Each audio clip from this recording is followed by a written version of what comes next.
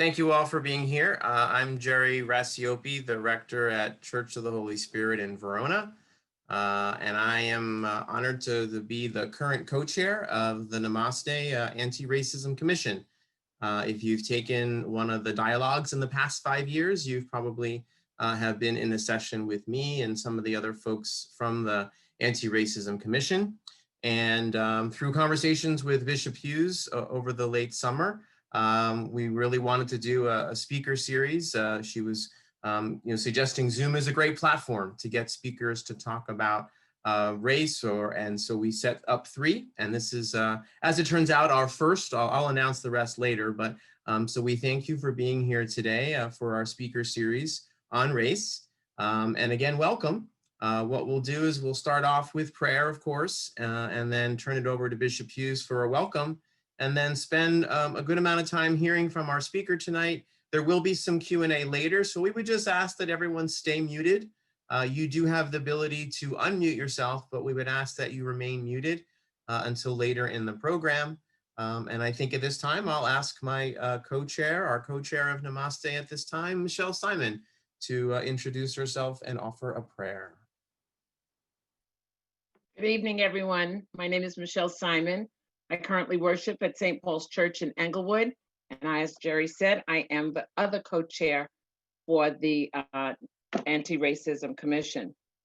I'd ask that you just take a moment to close your eyes, breathe in deeply,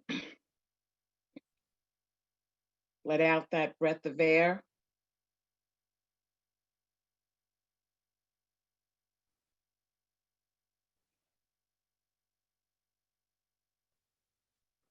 I'm reading prayer 27 from the Book of Common Prayer.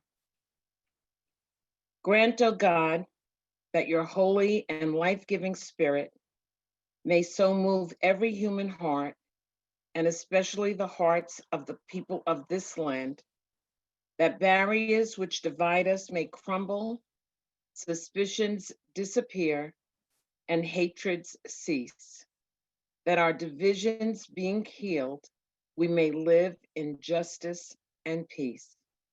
Through Jesus Christ our Lord, amen.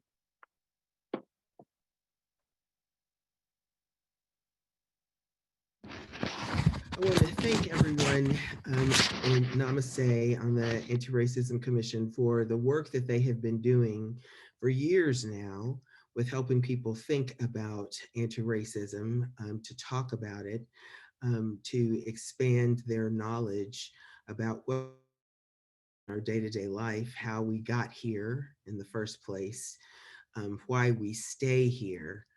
And when we began talking, one of the things that was clear in this year is our efforts in this area were limited.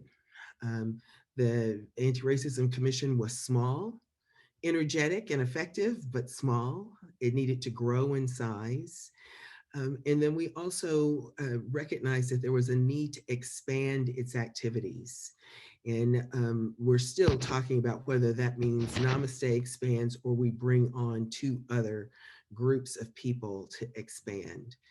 And as we started thinking about that expansion, one of the things that we realized is that was going to take us time to get all those things put together, but we could start talking immediately.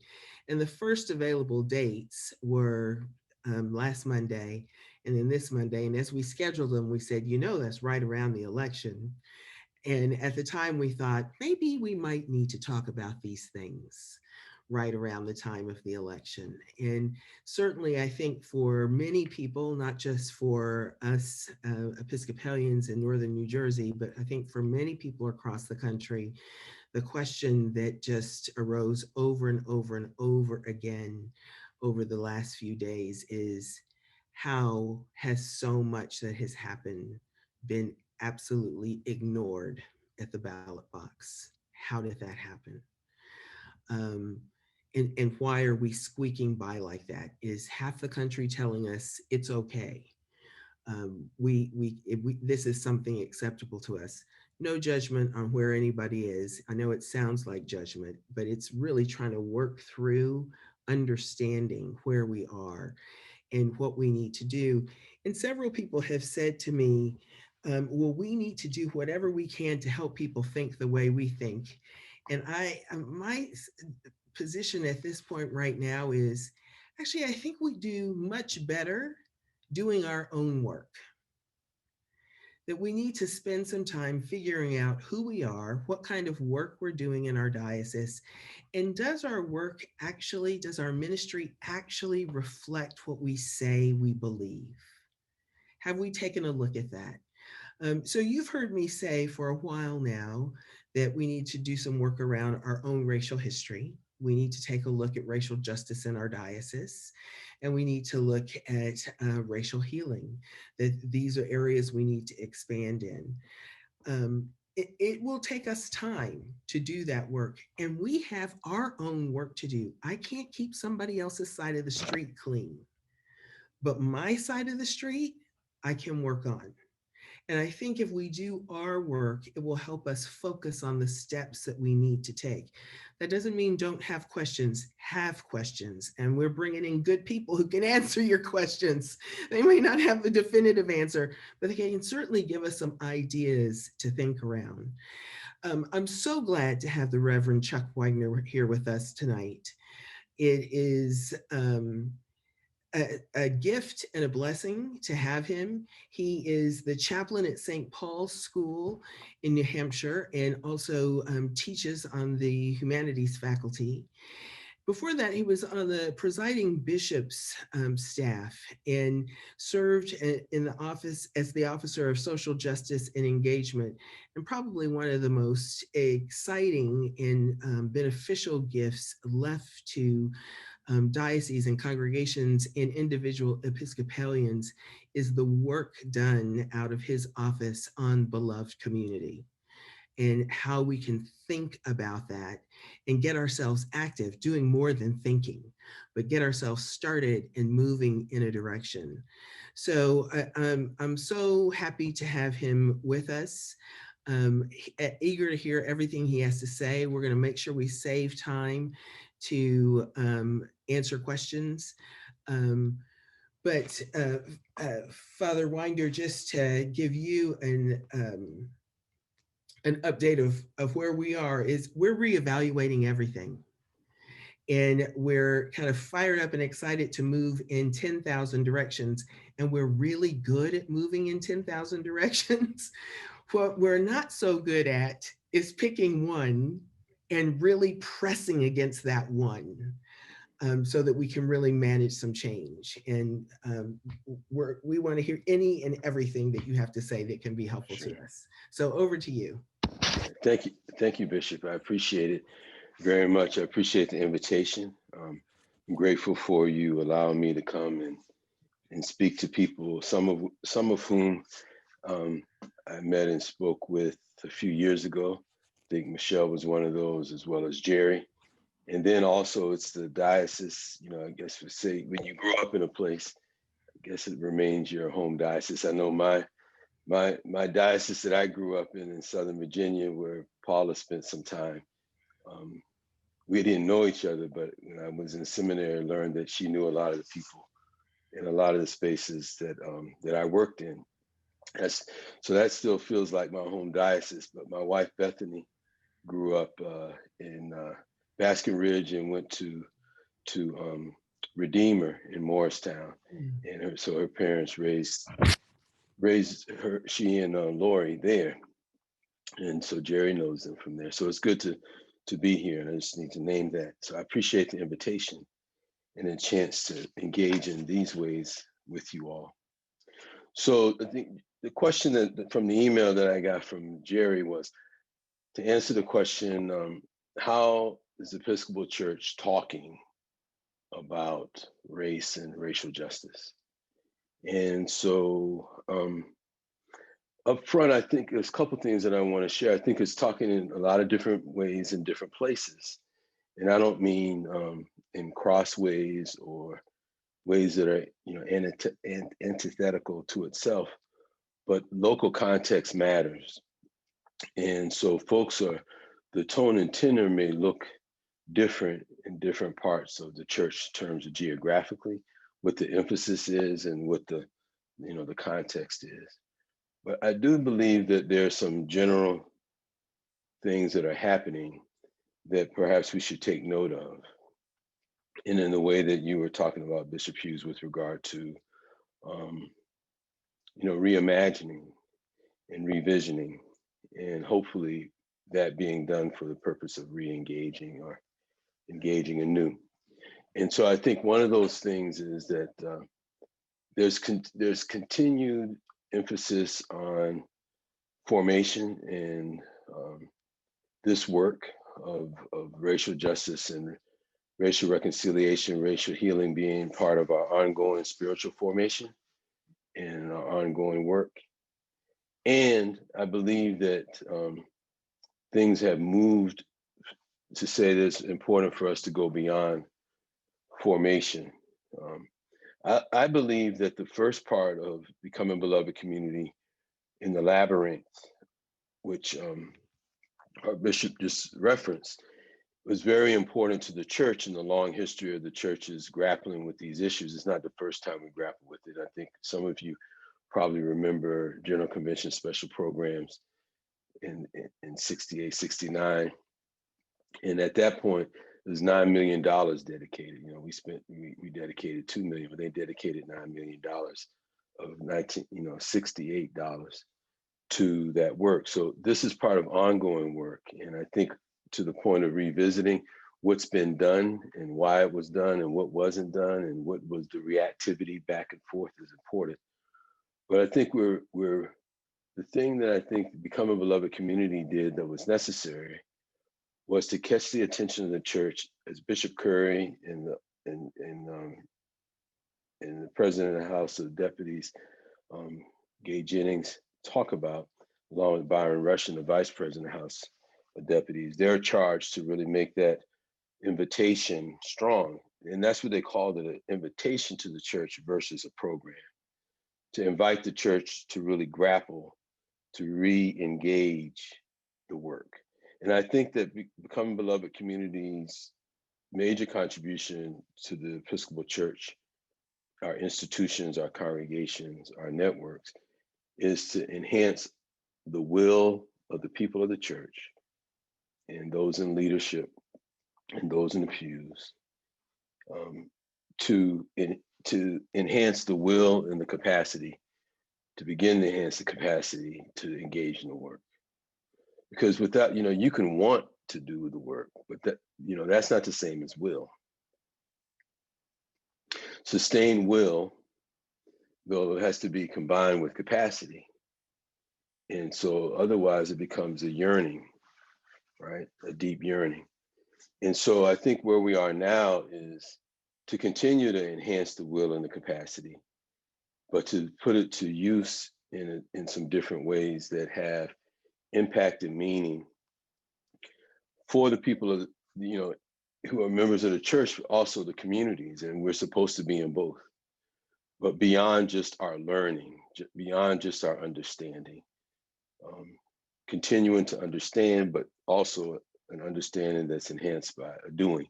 And I think one of the things that really prompted a deepening of phase 2, and now a lot of conversation is being had by that. Some of the projects that invitations for grants is around that, but those grants are too small to really do anything. Those grants are really designed to enhance the will of people to do the work. So I would say, I want to reference a couple things. One is the things that I'm going to say are going to come from an article that you can reference at another time, The Living Church. I wrote an article in The Living Church this summer.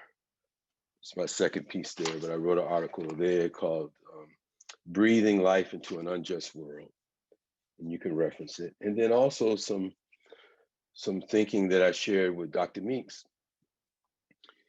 So I'm going to reference sort of a memo with Dr. Meeks. And what that means is you'll have to follow up with her in terms of the capacity to do some of which I'm sharing, but I wrote a memo to her at her invitation around some ideas. And what I shared with her was consistent with work that I, some input that I gave to resolutions around racial equity, regional racial equity. So let me just say this, we're getting ready to have that this winter. People call it the dark winter. I don't like to use that term, but it's going to be up here in New Hampshire. It's dark.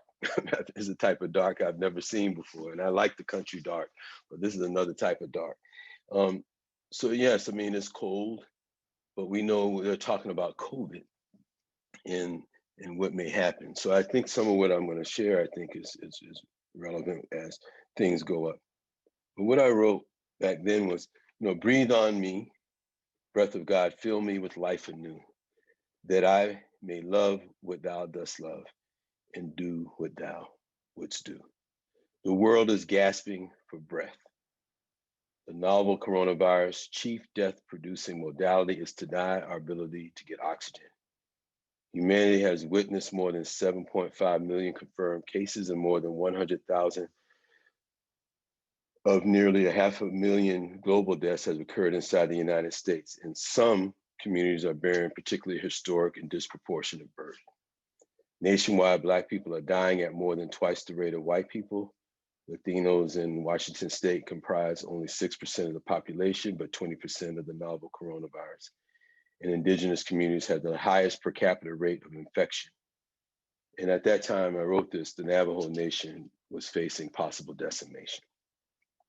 The world is gasping for breath, unable to work remotely from home. Large numbers of Black and Latino people work on the front lines of pandemic, working without adequate personal protective equipment and labor protections, guaranteeing appropriate ventilation and physically distancing. They carry the burden of exposure.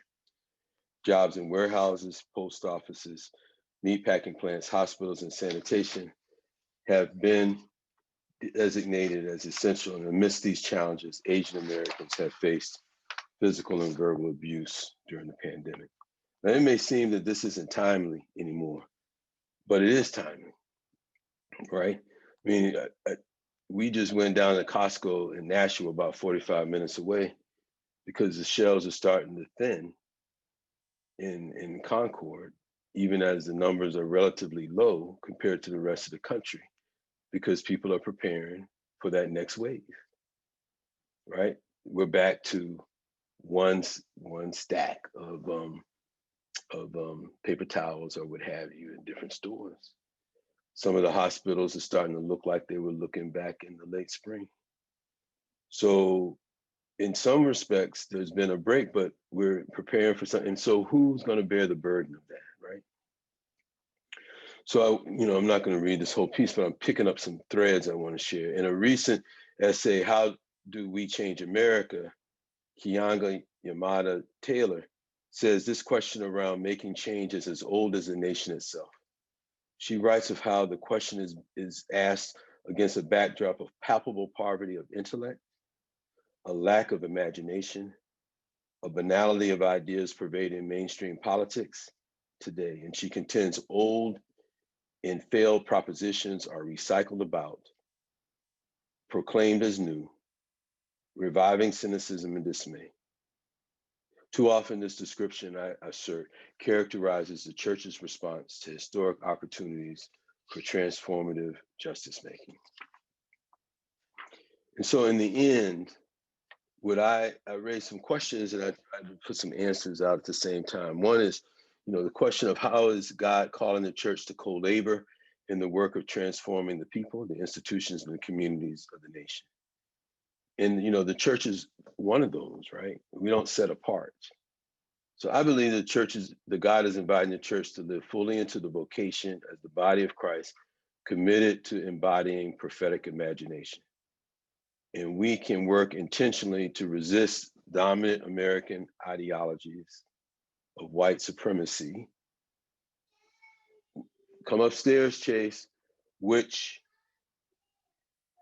it's okay, which really cements racialized hierarchy, right? This hierarchy of human value that says some people are greater than others, some people are automatically smarter than others. Sometimes it's racialized, sometimes it's through gender, right? Sometimes it's about national origin. Sometimes it can be, a hierarchy based on the type of work one does. But it says that some people are better than others, and there is a racial hierarchy. So we can work to reimagine the life force of the nation so that we accept a life-giving, loving, and liberating movement of God, right? So Brueggemann asserts that the formation of an alternative community with an alternative consciousness is so that the dominant community may be criticized and then finally dismantled. But more than dismantling, the purpose of the alternative community is to enable a new human beginning to happen. So what I want to assert is, how does that relate to today? I mean, about 3 weeks ago, I think it was, Bishop Jennifer Baskerville-Burroughs was I was facilitating a two-way conversation as part of a sort of a dialogue between Bishop Jennifer and the COO of National Council of Churches for my alma mater. And she pointed out that the New York Times had a piece, a thick piece, a set of articles about the fact that we're going to have a lot of work to do, no matter who wins the election. And she said a statement that was profound to me, Bishop Jennifer did. She said that I'll spend the rest of my adult life working on the repair of the nation. And I think that's true for all of us here. And that's what I've been telling the students in my From Brahma to Buddha class at here at St. Paul's. They're going to spend the majority of their adult lives doing the same. Country was already broken. The country was already broken. I mean, the country was already broken. And then now, in many ways, we're on the brink of being a failed state, having been shattered. So the question becomes whether we are willing to be what Brueggemann calls, the alternative community, not just for dismantling systems, right? But so that we can have a new human beginning. That relates exactly to what the New York Times was talking about, a new human, or you could say humane beginning. So church should be part of that. If we're Easter people, which we say we are, then we should be about resurrection and new beginning, right? So that's part of the work. That's part of reimagining, is about a new beginning. It starts with the basic understanding, but we can't just understand and understand and understand. At some point, we have to understand and incorporate that into a movement so that our beliefs are not more important than our embodied actions. So then the next piece on the piece, you have a link you can see there, is reimagining all of society during the dual pandemic. That was a sort of headline. And I wrote here that the capacity of the church to co-labor with community leaders depends on our willingness to release our current concepts of the world. Policing and criminal justice system need to be deconstructed, reconstructed, and transformed anew. Now, I was a prosecutor both in the military and in the civilian world, and I was a deputy Commonwealth attorney, so I had some policy making. Paula knows some of the people I work with, and I was a defense attorney. Right. So I just want you to know that I know the system from inside. I know the system from outside. I've worked with people, who are formerly incarcerated and returned home from prison. So I'll just say it again so you know my context. Policing and criminal justice system needs to be deconstructed, reconstructed, and transformed anew. The nation cannot default to a militarized police force focused on social control of bodies. Public safety must be redefined and reimagined. The church must recall that Jesus lived in an occupied land subject to constant policing. Conversely, the church must participate in the development of a new narrative that centers society on God's economy, focused on human flourishing, an ethic of care and renewal. On the ethic of care, I would commend the dean at Vanderbilt, right, Emily Towns, who talks about an ethic of care. Because self-care is of little value to many of us. Not all of us have access to exercise self-care, either based on disability or diminished ability, based on income or access. An ethic of care is a situation that we do care for ourselves. I mean, it's consistent with, the first and greatest commandment and the second like unto it. But the ethic of care suggests that we care about more than ourselves, and we look at the world in a sense of wellness for everyone. And underneath that, yes, self-care, but it recognizes a language that doesn't put the burden on people to do it by themselves. So I commend you to that. But we can come up with a new narrative that is about human flourishing, an ethic of care, and renewal. And the renewal is possible if we decenter our gaze on force and domination exercised by the government, and we reimagine a commonwealth to focus on the goods of public education, the goods of community health, meaningful work, and labor for all people. So that doesn't require us to fully retool. Episcopalians know how to vote, and we know how to leverage relationships with legislators and city council people.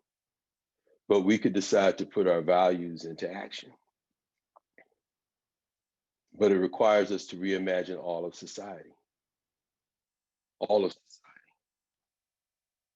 society. All of society. And not wait for another shooting, a hot shooting to happen. So then we have to live into solidarity and justice.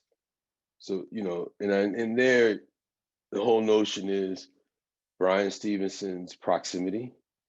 I said many churches have read Just Mercy, right? How many of y'all read Just Mercy? Right, everybody's reading Just Mercy. Or heard Brian Stevenson, the author, say it's actually in proximity that we hear things that we won't otherwise hear, that we'll see things we won't otherwise see. The things we hear and see are critical to our knowledge and our capacity to problem solve. The ability for me, the ability to fully live into the commitments we make in our baptismal covenants is enhanced when we're proximate and decide to embody an ethic of subsidiarity. In other words, where we get closest. It's the same thing as proximity. We get closest and we privilege the thoughts and the beliefs of those who are closest to the problem.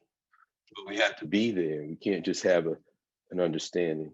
And so what if we lived out a commitment to the intrinsic value of all people, recognizing we're all created in the image of God by living into the virtue of solidarity?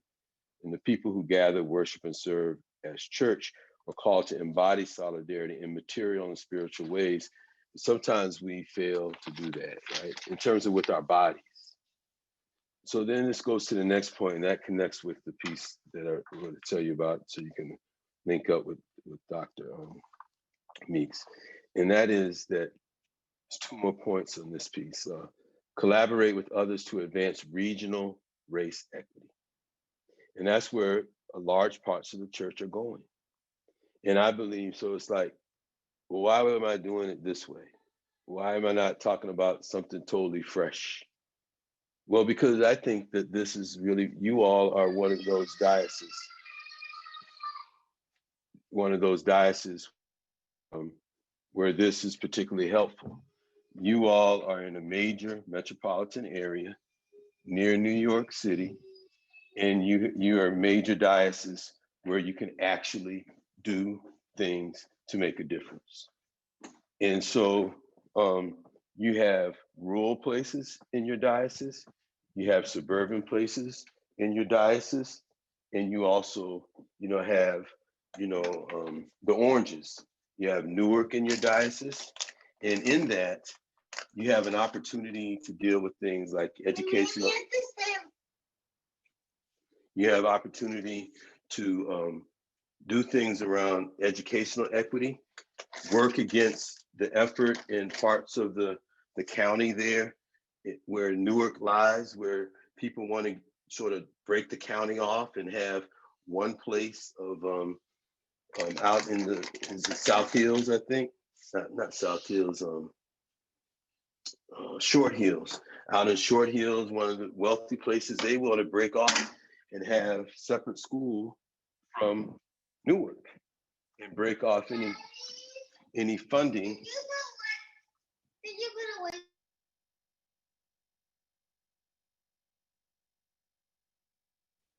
They want to break off and then not have an obligation. They don't want to have an obligation to the urban center, and yet they're in the same county. So the question of regional racial equity is one that I think is center and central for your diocese. And I also think that it's one that's center and central for most dioceses. Come upstairs, Chase, most dioceses. Okay, Chase, come upstairs. Most dioceses have an urban place or places, suburban places. They have rural places. The way the church is structured, if we chose to embody the Jesus movement, we could have an impact as a major organizing unit if we chose to. If we chose to do that, it could make a big difference. Not only do we have churches in different places, our people are spread out through all those places as well.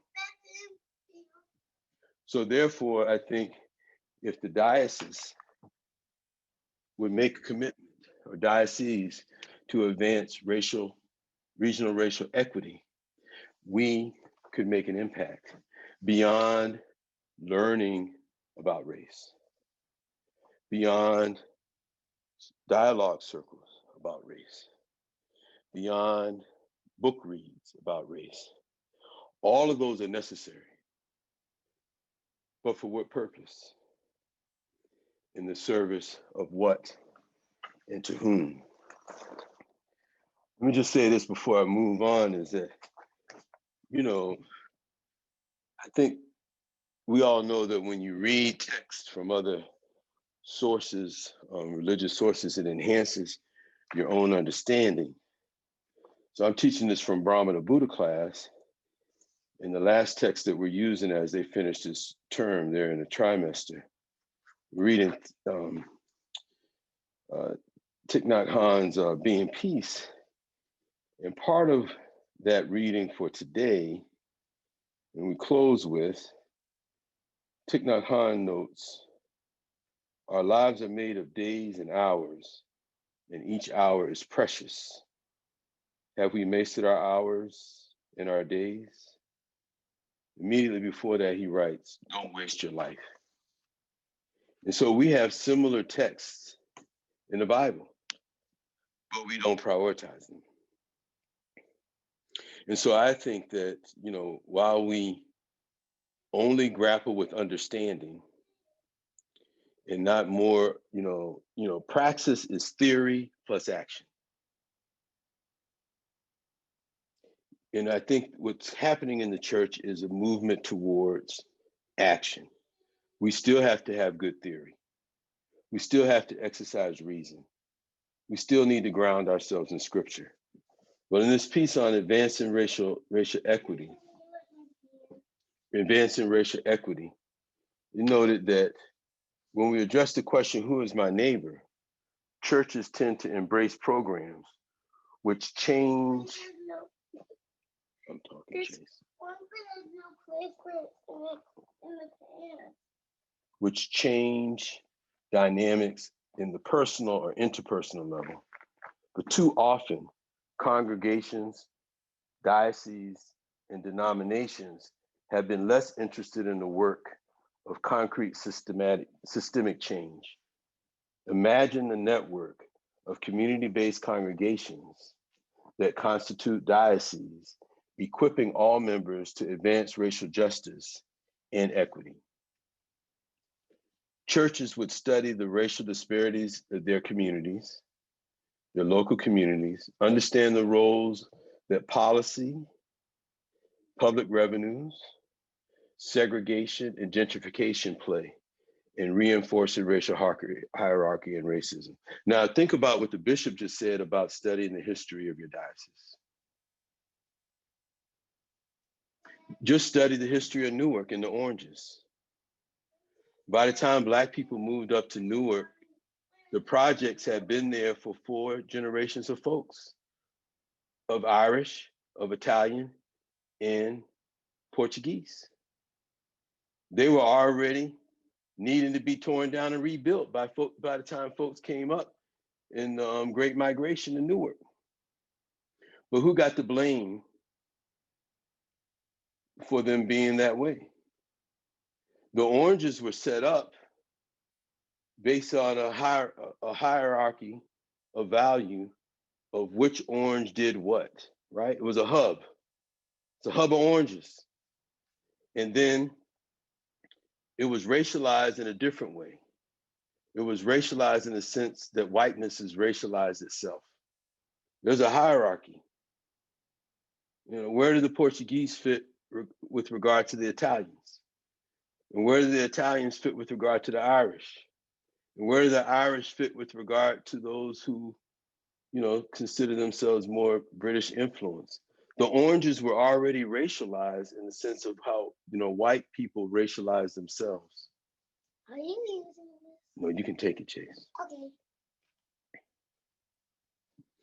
And so, And Daddy, yes, Chase. when you say give it back, I'll give it back. Thank you, Chase. That's a good decision. Daddy, I'm even too scared to pick up my other underwear. It's okay. I'll pick it up when I'm. It smells Okay, Chase.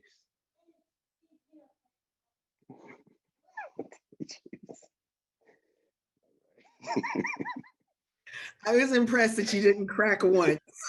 I gotta say.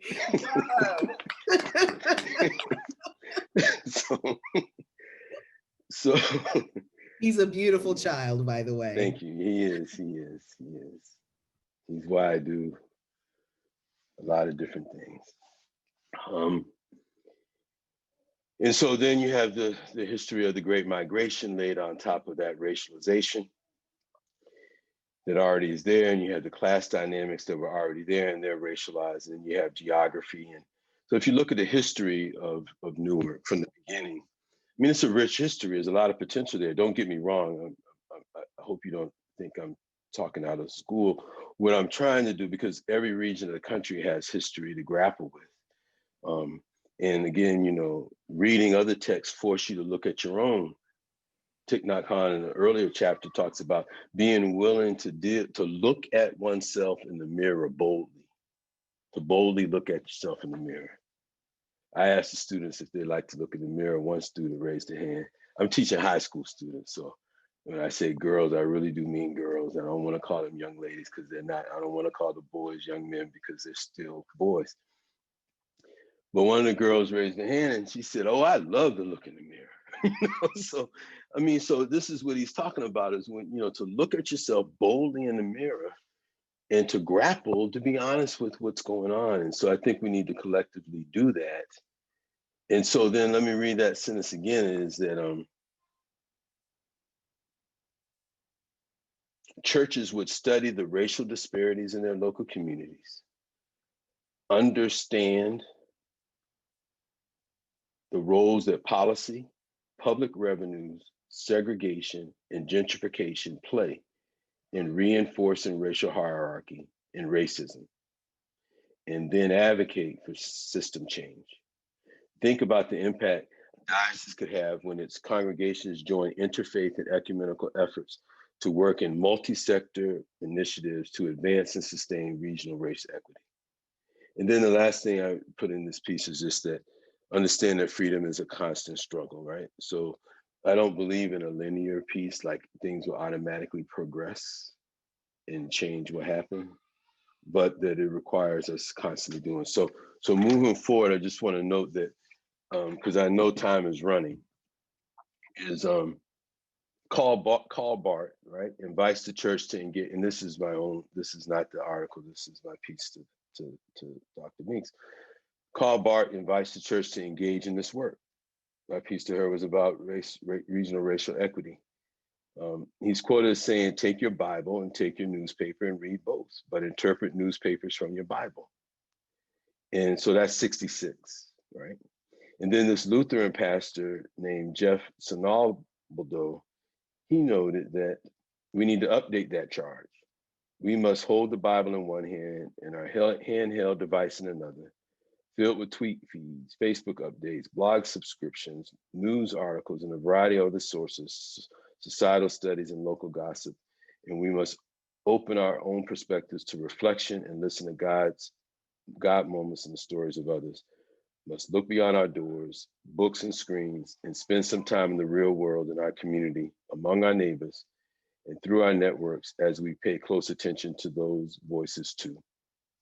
And so I think really what we have to do is reimagine this policing. That's what people are focused on, right?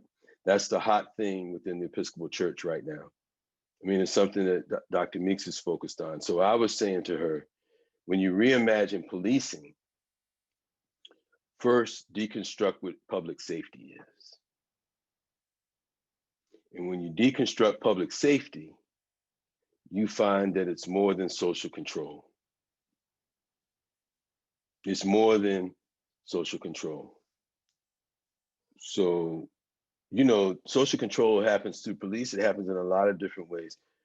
You know, when I went up to Boston, I told you about the darkness. I just had a conversation with Bethany's father about this, how dark it is, you know.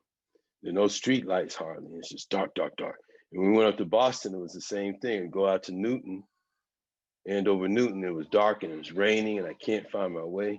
And I started complaining to people from Boston about, you know, how you can't see, why don't they have any lights? And they told me that Mayor Menino said, if you don't know where you're going, what neighborhood you're in, then you don't need to be there. And then he was telling me that's the way parts of New Jersey are the same way. They lived in Baskin Ridge.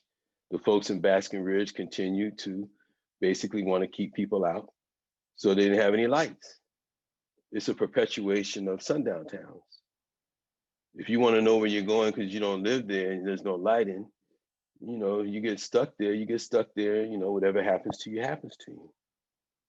So, you know, the notion is that public safety has got to be more than social control of bodies and where people go. Public safety needs to be reimagined so that we're talking about it, like the ethic of care and human flourishing. These are all theological concepts as well as sociological concepts, right? Human flourishing, wellness, ethic of care. That means that we as church will advocate and also co-labor, use our space to help accompany people in the areas of healthcare, the areas of tutoring, but beyond just those things of direct service, also, you know, advocate that monies go towards, you know, public education in an equitable way, that we have the means to treat people in community with regard to mental illness and, you know, mental conditions in community, but that we also advocate that people are able to be appropriately hospitalized, but not left there, you know, without need, but be able to get back in community. That costs money. And right now, a lot of places are selling off hospital capacity and then trying to buy that capacity back in a system that is always going to burn the money out. So, you know, police shouldn't be responding to mental health crises, right? They shouldn't be the ones responding. What does that have to do with public safety? We can see that they are, you know, incompetent to do that. That's not the training. And just training them to do that is not, well, because that's not what those people who are policing, that's not the charism that they bring. That's not their orientation. So why aren't we spending money to have care providers, you know, able to engage first? Public education, you know, public health, our infrastructure, our housing, you know, when we talk about a failed state, we are not feeding ourselves well. We're not housing ourselves well, right? We are not providing care for folks. There's still folks who are underinsured or not insured at all. And so the question becomes, these are the things that contribute to public safety. And since when does public safety the number one job of our elected officials? So this is where the church, being the alternative narrative to talk about human flourishing, to actually engage in solidarity in an interfaith way, to do that, to also help people coming home from prison and to help them start anew. If we're Easter people, then we believe that. So those are some of the things that we need. So what we need to do is enhance the ability of the church and its people to understand and deconstruct and develop public policy. That's more than reading about race. To understand, deconstruct, and develop public policy. To understand the relationship between government and systems and policy. And to understand the connection between white supremacy, systemic racism, and policy. And then to teach and equip people for the deconstruction, the change, and transformation and renewal of systems. You know, and then also to teach everyone how this work is related to our ongoing spiritual formation and call to co-labor with Jesus in the mission of God to build a just world. So I believe that we're called to co-labor with Jesus and to build a more just earth. But that's more than reading. That's a doing. So I recommend that you all and talk to some of the following folks. I'm going to share my screen. I know I need to wrap, so give me a second here. Come on. That's not it. Yeah, there we go. Share. So one of the spaces that, and you can sort of check these out on your own, but one of the spaces I think you should start to enhance your current learning framework is world trust, social justice, and equity movement building. Dr. Meeks sent a team out there. They had a program looking at sort of radically beginning. I don't mean radically from a political posture, but at the root, you know, changing organizational structures. The team there uses film and other means to tell stories and to teach, but they also do that for the purpose of equity, regional racial equity. So I would encourage you to consider investing in a set of and it's a curriculum, so it builds and you can keep moving. See here, the curriculum. And so you can do a lot on your own, and there are a number of resources, but you can also have them come and engage with you as part of moving toward an equity movement. Now, Boston did some of this work that I'm talking about some years ago. They're still working on it, but as a result of this work, just this past year, they hired a community organizers and churches involved, unions and everybody. They have an office of racial equity to try to help address, again, regional racial inequity. Another tool that you may want to use is, GIS mapping. And GIS mapping is where you use technology to basically map, if you will, to place on a map outcomes, right? Like right here, outcomes. These things are all based on variables of equity. And you can see where there's inequity based on certain challenges or problems. So I'm just showing this slide to show you some of the places that have done it. Houston, maps and data strengthen calls for housing equity in Houston. Oakland, show the real picture of race and equity in Oakland. Same with New York, right? You see? Los Angeles. So the idea is to hire someone or to get your great universities there like Rutgers, partner with them and engage in some GIS mapping of what's going on in the diocese. Give me a second here.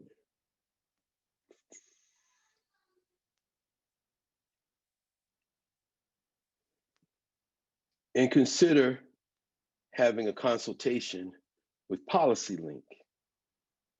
And PolicyLink works on racial equity, and they use mapping.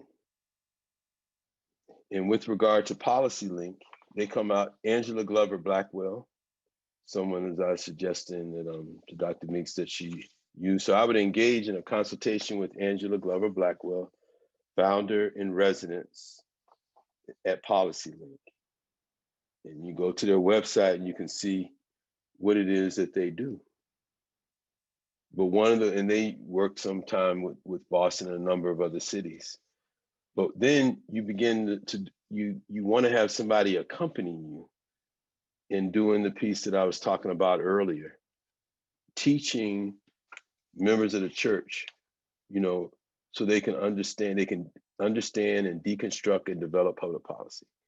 They can understand the relationship between government and systems and policy.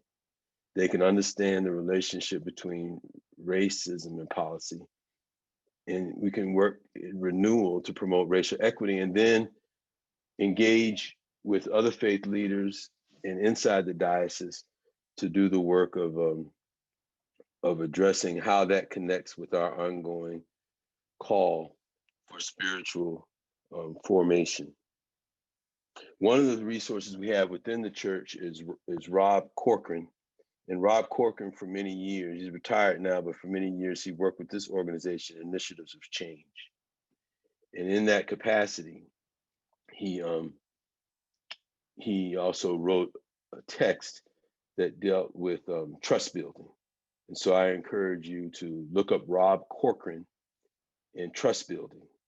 And Dr. Meeks is just, taking me up on that, and she's hiring him to accompany her. And you can work with Dr. Meeks, and you can also begin to build in some of your own capacity in this space. I just want to go back real quickly to equity mapping or GIS mapping. So the Kirwan Institute is part of Ohio State. And you can pull these slides off the internet yourself. But you've got Rutgers right there, and you've got other schools right there. But Rutgers is concerned with with this very question. And so you see all these spaces here. The different shades represent various states of equity and inequity, and measuring different indicia of equity. Just give me a second here.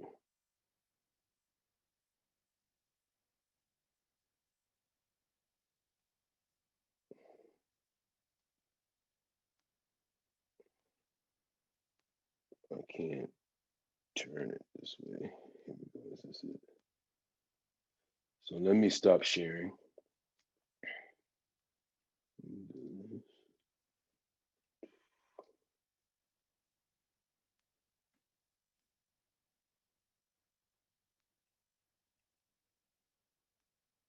And then let me share.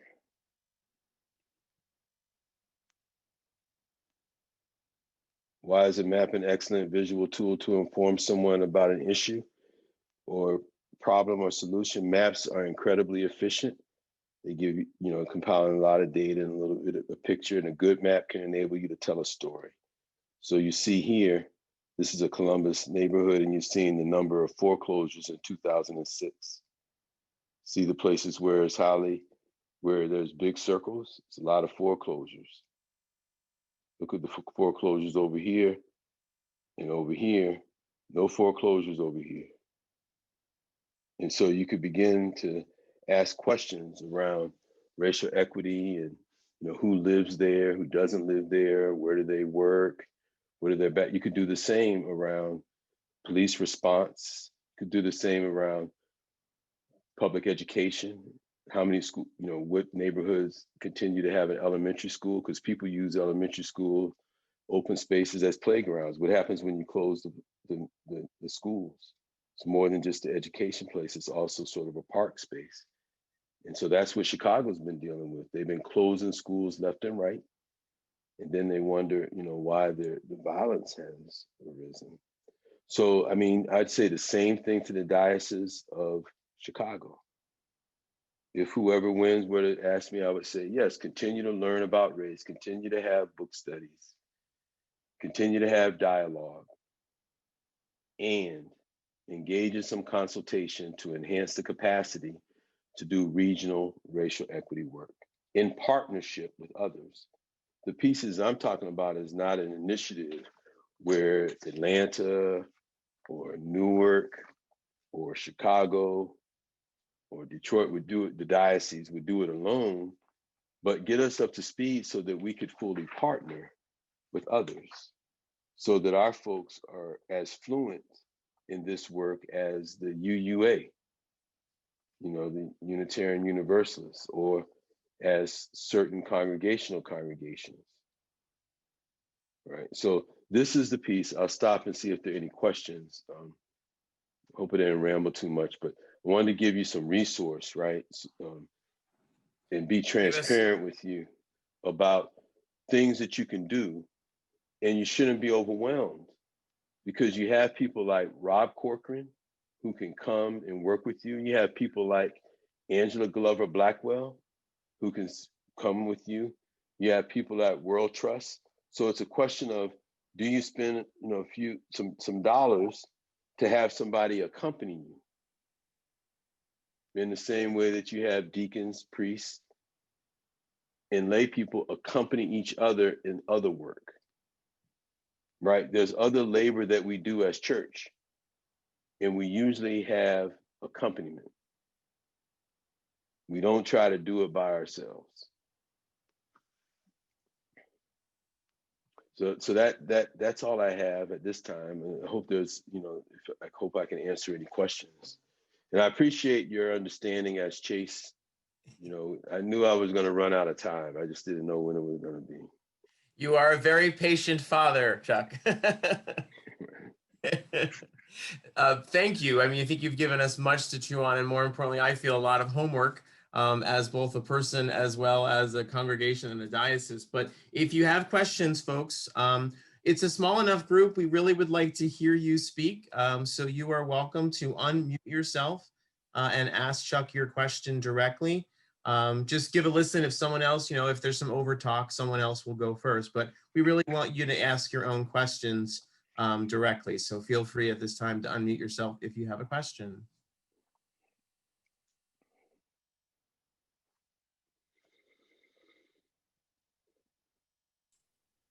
Can I jump in? This is Valerie. Father Wynder, thank you. This was thought-provoking and inspiring, and points the way to what is possible when we embrace the gospel with real meaning. I am struck, and I'm sorry if this sounds too political, I am struck in this moment by how divided our country is. And while thinking about things from at a diocesan level, perhaps we're not quite so divided. I would like to think not. But so much, Jesus's teachings were radical. Your teachings are radical, and they should be, and we should pursue them. If we're going to live by Christ, we should do this. And we're in a country where it is easily labeled socialism. There's so much othering. There is so much distancing. How, as people of faith and people who want to embrace exactly what you're describing, are we also, how do we deal with what calls itself a Christian church across the country and maybe even here in New Jersey, when we are so far apart and there's so limited willingness to travel this road by so many who call themselves Christians? Does that make any sense? Sure. I think it makes a lot of sense. And so I think we can allow ourselves to be paralyzed. I think there are ways of putting things in the work, right? Doing the work and then having faith that as people of faith and people of hope, that the work that we do and joining God in that work and others will have an impact, you know, if we're doing things intentionally and deliberately. You know, deliberation is actually somewhat slow, but with a sense of urgency. So when you use GIS mapping, you see things that you can't see driving around. You know, there may be a developer or two here, or somebody who knows a developer, or they might be in real estate. If you don't have a map, you can't see the development trends in any given city. That's why, you know, when I was in law school, I took this class. I audited an undergraduate class where there was an architect who had a class every year, a lot of graduate students. It was an undergrad class, but he was really teaching, you know, method of, you know, engaging in life's work that was more, you know, life-giving and liberating. So he said, when you go home or when you go wherever you're going to go to the city planner's office and buy a copy of the plan.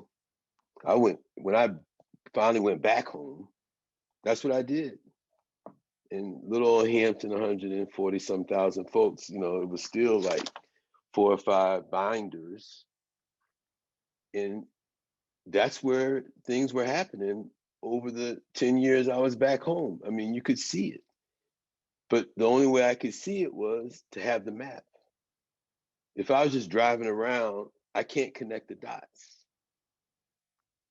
I only see what I can drive around, and I can't really, you know, visualize what's going on.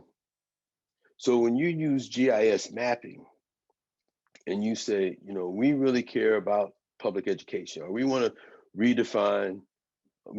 reimagine public safety.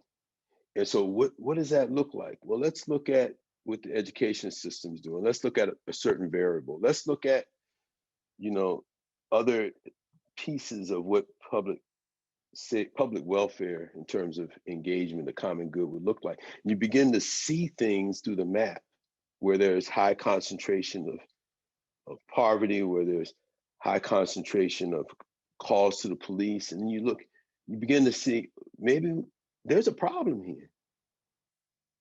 And then you begin to study it differently and you bring people in. But when you can show things, people of goodwill tend to move.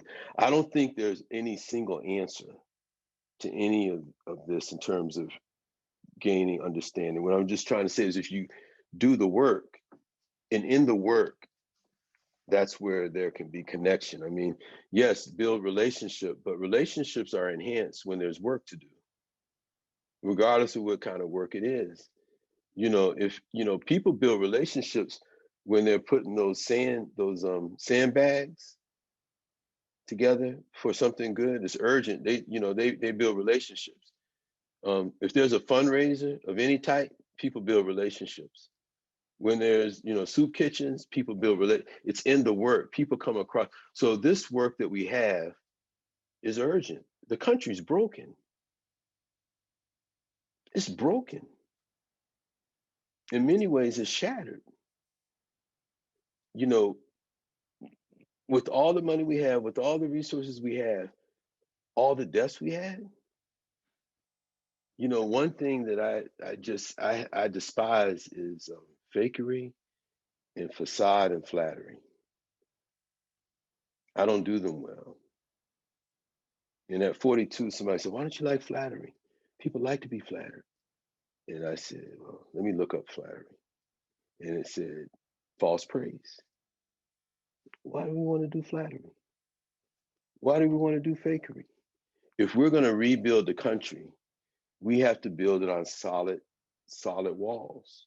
If we want to rebuild the church, it has to be on solid foundation. It's in the work that we build our credibility. It's in the work when people see you work and you have an impact in their lives, you develop partnerships in relationship. So I think that it's, let's get to working, and people will respect us and may not like us, but to me, the question of respect and like are different. If we're grounded in love and understanding and we're doing the work, people will respect us because we're charged right. And again, I'll just go back to, he says, on the wooden board outside the meditation hall in the Zen monastery, there is a 4-line inscription. The last line is, don't waste your life. And so, I mean, life is too short.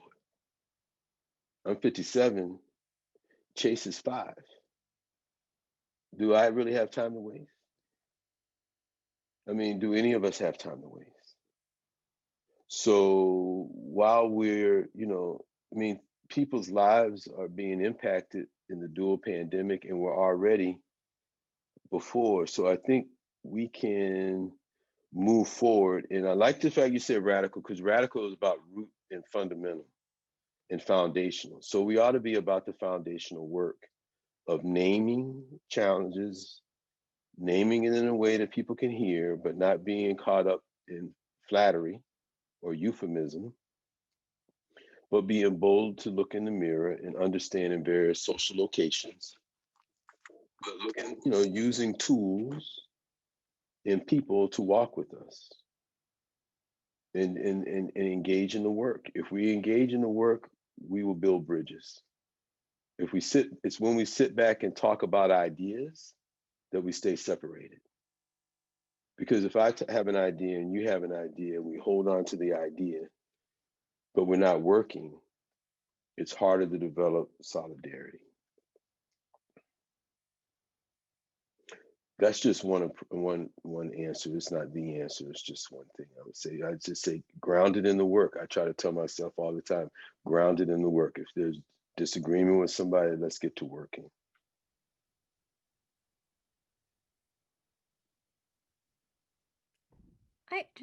Chuck, I have a I guess I have a question, and I actually have a number of connections in my head right now as you were talking about, Hampton and the people we knew in common, and then the what is public safety. And I realized that I was part of a team that was defunding the police in a sense, because I was the social worker, on the team, there to meet a need that was not criminal. But I realized, and that connected then later to me, for me, with the idea that when you engage the work, the relationships develop. And I guess my question for you is,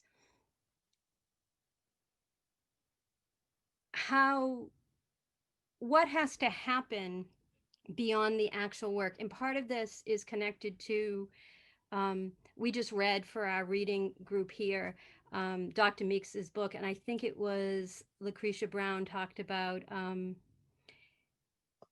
just being together doing the work isn't enough. You have to have the conversation. So now I'm finally to my question in a hopefully semi-articulate way. So what would be the elements of conversation that you would see need to happen as we're engaging the work? Because side by side, you're bringing your own assumptions and you're bringing your own understandings, and you bring your stuff, but it doesn't bridge difference enough. Sure. Does it make sense to So, you? oh yeah, Paul, it makes a lot of sense. You always make a lot of sense. I see Martha Gardner is on too, but I have to acknowledge, I think she bridges you all's diocese in Massachusetts. So I have to acknowledge that I saw her name. I think that, so what is it about work, meaningful work, that is intended to make impact, that allows us to have good conversation? I think that, having skin in the game, and also, in other words, making, real sense of embodiment, that there's sacrifice of time or some type of sacrifice of yourself, that's one of the things that open up sincere and real conversation. Proximity does. But I do think there's some values, like you were saying, Paula, beyond just the work to get people. Trust is a big piece. That's one of the reasons why I recommend that you all get in touch with Rob Corcoran.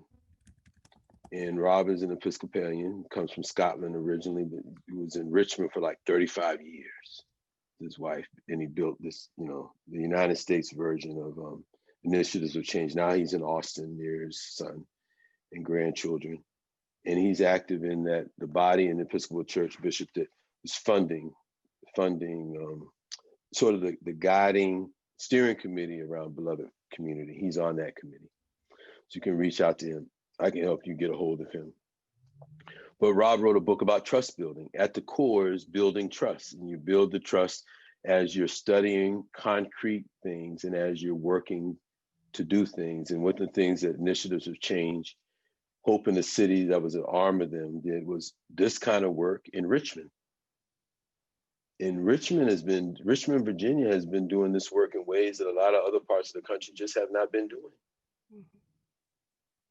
And part of it is they're, going through a process of trust building, having conversations that were actually grounded in a desire to transform some basic things, whether it was public education, whether it was access to jobs in terms of transit, but really working on something together, studying it, and then taking action steps, and then having some values around, transparency, being transparent, being open, being honest, not holding back, sort of not judging one another, sort of being willing to put aside the hierarchical aspects of human value, the value gap, sort of like I'm on this side of town, and so I look down on what you have to say, but really coming in together and deciding that, after building some trust, that we're going to work on some things together. But I think that it also comes with a commitment to the common good, the commons. So, up front, is do we, what is it that we have in common? And for us as well, is how do we respond when people disagree with us? Are we reactive and judgmental? Do we push back? Or can we have a conversation? We just moved up here and we had to, get some new items. And, we had to get some things, shipped in, and then had to get a couple people to assemble some stuff. And, and one guy, he's an older man, he came in, he was, he showed up after a lot of people had canceled. He showed up and he starts going and everything's good. And right on the back of his bumper sticker was, and so he's asking me what I do. I tell him what I do. We have a good conversation and, a full conversation, a good conversation. And eventually, he started talking and he got political. The question was, how do I respond? How do I model for him that we can talk and have some shared understanding that goes to the core of what needs to happen? And so part of that is, I don't need to talk to him about who I'm going to vote for. I don't need to question him about Trump on the back of his bumper sticker.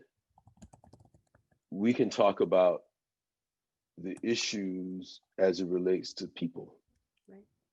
And, and I can make sure that I respect, he's working for me, outsourced. How do I engage that? How do I let him see that I value him as a person? How do I let him see that I appreciate everything he's doing? I'm not sitting there looking at the clock like, I gotta go, man, hurry up.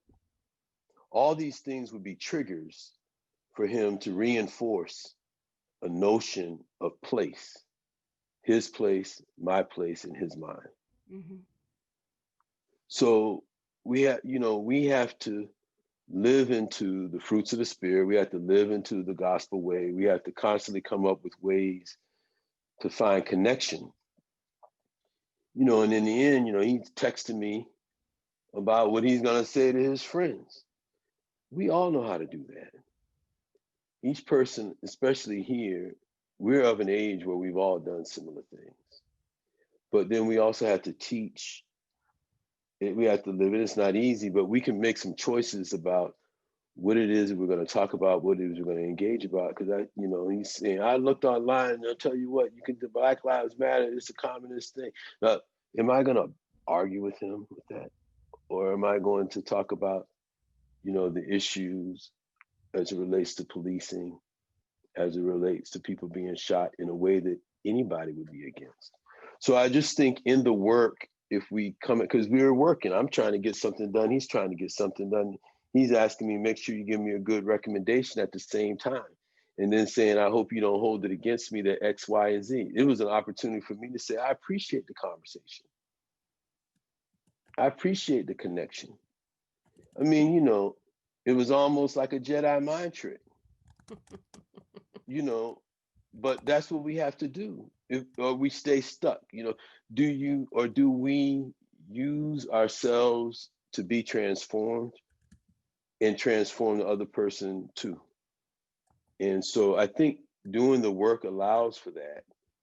If in the work, we also decide that we're going to build trust, that we're going to build relationship, that we're not going to lead with ideas for ideas' sake, but rather some commitments of how we're going to enhance and improve whatever it is we're working toward. When people show up for work, they showed up for a reason. Mm-hmm. And, you know, I mean, it's a military piece, mission first. I mean, I'm a former JAG, you know, mission is first. And people, you know, military is not perfect, but you put the mission first in the morale and welfare of the people, and you're building trust. It's in the accomplishment of the mission that trust is enhanced. If the church is missional, it can do the same thing.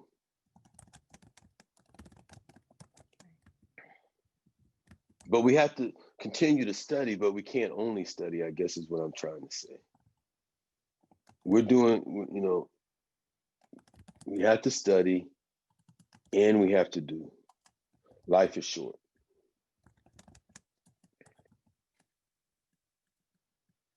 Thank you. Oh, thank you. I hope it was helpful, Paula. I know you'll know where I am if it wasn't. I think we have time for maybe one more question if you're up for it. Sure, I am. Chase is loving this now because he's saying time is flying and he's okay. He's like, it's all good. We have almost 4 more. You haven't heard him, right? He's having a good time now. In his own world. Yes. Is there any more? Okay. There may not be. It's okay. Okay. Well, I want to thank you, Bishop Hughes, and I appreciate the invitation, and Michelle, I appreciate the call and your patience in me getting back to you, and it's good to see Paula, and I think I've seen Helen before, and there are probably some other folks that may have seen Pam. I think I've seen Pam before in another time. But it's just good to be with you all. I'm grateful for the opportunity to share some ideas. And for me, you know, sharing holds me accountable at the same time.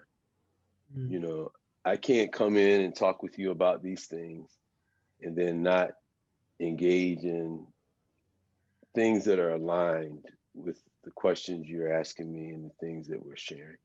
And I just, you know, want to thank you for, you know, you all's commitment to continuing to grapple with these issues. You know, the brokenness of the country has happened over time. And I think Bishop Jennifer is right. I think that, you know, our adult lives will be involved in rebuilding. But you know what? I mean, isn't that what we're called to do as Christians? Is transformation and renewal? That, you know, that's the work that's what God is in the world doing, is transforming things and healing things and renewing things, and things being changed. And there's a saying, I think somebody helped me, from Octavia Butler. I know it, Jerry, maybe you know it, Paula, but she said, the notion is that all that you change changes you, right?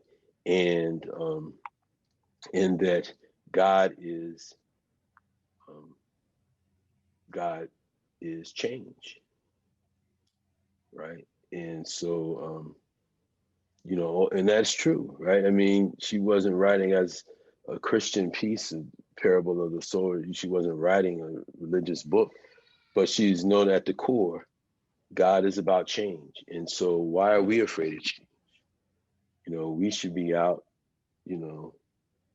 really, it's not radical from a standpoint of political, it's radical in the standpoint that it's at the root. And we need, to rebuild is change and transformation. To heal, change is pain towards healing and wholeness. That's change. So now my dad's calling me. I know it's time to go. Okay. Well, we can't thank you enough for being here with us and helping us to think far more widely and ongoing. And I want to offer up two things for the folks from the diocese that are listening. This is the kind of work that we're hearing about tonight that is bigger than a parish. And it's bigger than a diocese. And this is the kind of work that we all jump onto together. It will take many voices. And the good news for us is we have many voices, and we're connected to many voices beyond ourselves. So this is work we can do. And I also want to offer a word of encouragement, especially in the midst of the kind of sort of stunning response that so many people have had, stunned response, shocked response that so many people have had. For some of us, there was nothing shocking in this election. It confirmed what we already knew.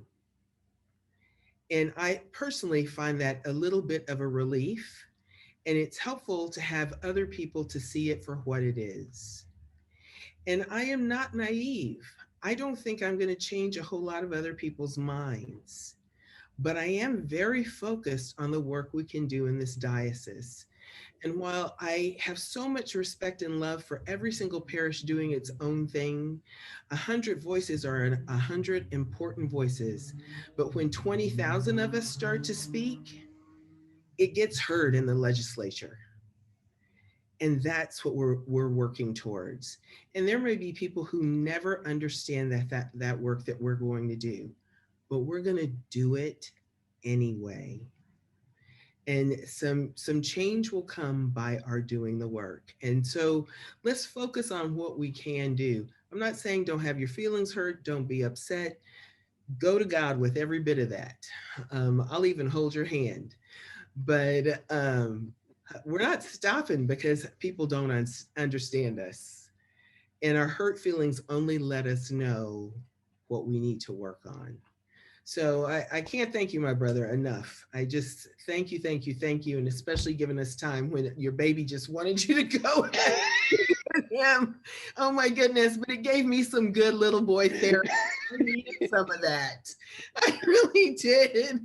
Haven't seen a little boy around in a while. So that was Thank good. you for that. Thank you for your understanding.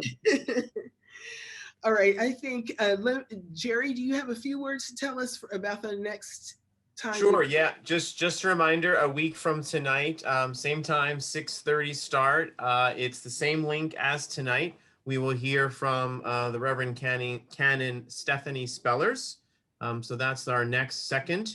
And then we have rescheduled Dr. Catherine Meeks. Chuck, maybe you need to join and you and she could do a dialogue. No, I'm kidding. Dr. Meeks is now rescheduled for December 7th, and that'll continue to be advertised and is on the website. Well, you messed me up there a little bit, Jerry. Now you can ask, but you could ask her those questions around equity and We can reimagining. we can so quote maybe, you. Chuck told well, us. maybe, yeah. Well, maybe that's that wise woman, the Holy Spirit. Maybe she was speaking to us tonight. Yeah, in the end. So thanks for everything, Bishop, and thank you, everybody. I hope you have a good and safe week. Wonderful. You too. Thank you, Good Ted. night, everyone. Go in peace to love and serve the Lord. Thanks be to God. Thanks be to God.